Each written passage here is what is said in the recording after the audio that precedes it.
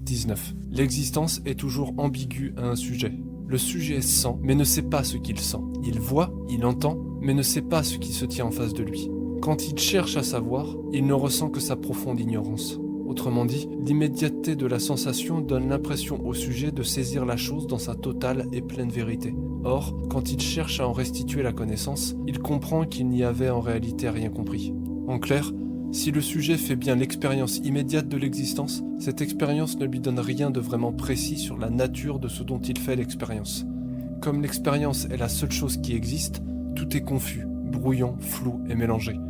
Le sujet peut sentir, mais ne comprend véritablement rien de ce qu'il sent.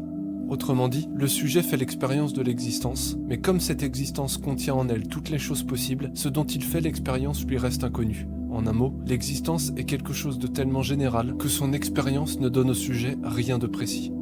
En faisant l'expérience de l'existence, le sujet fait l'expérience sensible d'un ensemble confus où tout est mélangé et qui lui arrive pêle-mêle en flux continu de données vagues et indéterminées, desquelles il ne sait que faire ni quoi penser.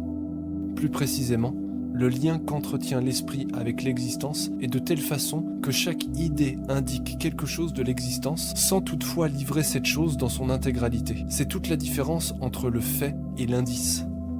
L'indice perçoit quelque chose de l'existence, mais n'exprime pas celle-ci entièrement. Il n'y a pas de fait immédiatement connu. Il y a des indices qui indiquent des faits qu'il faut parvenir à clarifier par l'idée. Mais un même indice peut indiquer une multitude de faits. C'est pour cela que nous disons l'existence ambiguë.